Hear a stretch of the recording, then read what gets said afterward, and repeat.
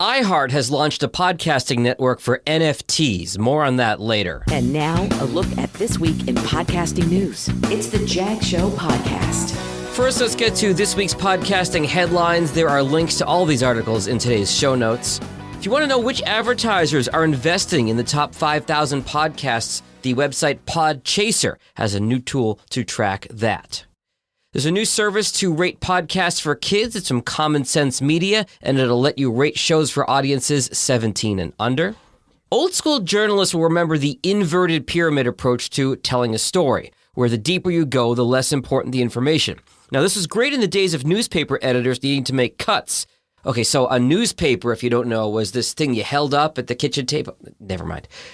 Well, NPR has come out with a storytelling guide that's relevant to podcasts. They suggest more of a trapezoid shape. No hard stop, just keep bringing in more info to keep your audience engaged and listening throughout your show.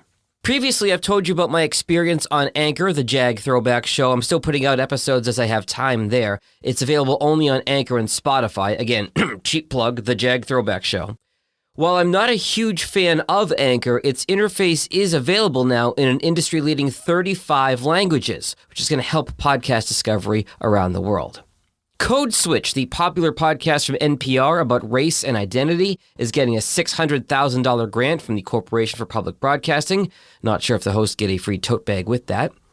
Apple Podcast Connect is now showing you more data about your podcast listeners. I took a quick spin through it, and I'm not super impressed.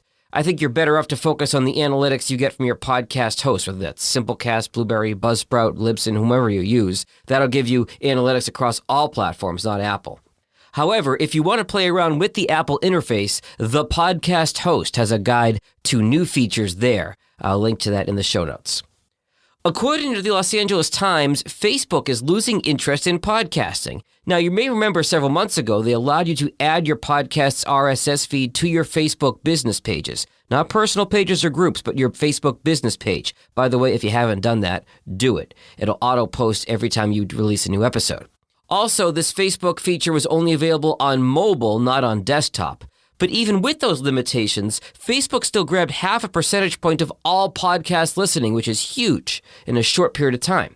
Remember, while Facebook is fading with the younger crowd, it's still the #1 overall social media platform, and it's got the potential to bring more of the older demographics into podcasting. I really hope Facebook is only temporarily pulling back here and is going to revisit the space soon.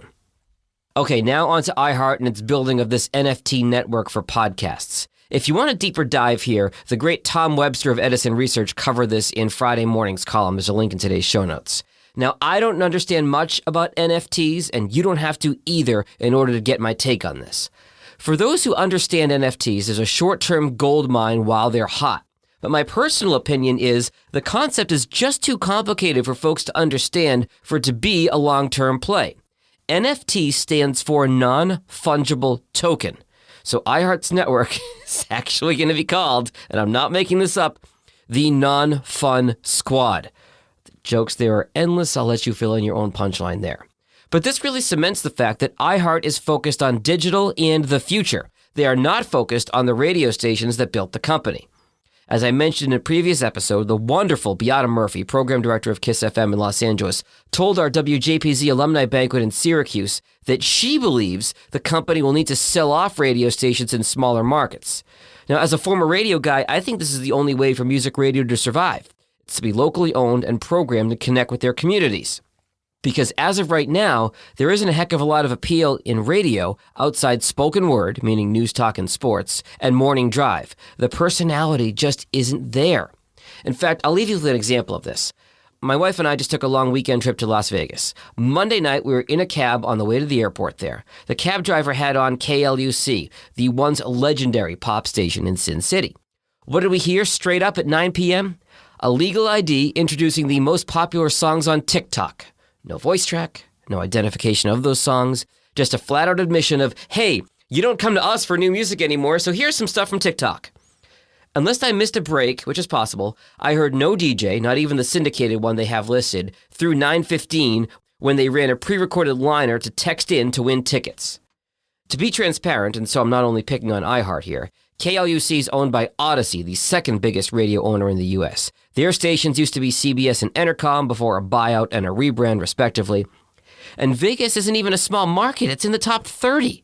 Do you mean to tell me that nights in Las Vegas aren't worthy of a live DJ interacting, not only with tourists, but with the thousands of service industry workers that start and end their shifts at all hours of the night? iHeart, Odyssey, and the other big players, being more focused on digital, need to hand the keys of their radio stations over to people who can properly run them as part of the communities they serve. It's actually been a bit of a circular firing squad. Why are the radio companies investing so heavily in podcasting? Well, that's where all the content went and the personality after it was kicked out of music radio. Again, I'm very passionate about this, but my focus now is on podcasting. If you know one person who will enjoy the content of today's show, I ask you please send it along to them by text, email, or social media. And if you have any questions at all about podcasting, you can find me on my website, jagindetroit.com, or on social under the same name, Jag in Detroit. Until next time, stay healthy and stay safe. Later. Thanks for listening to the Jag Show podcast. For help with your podcast, find Jag on the web at jagindetroit.com.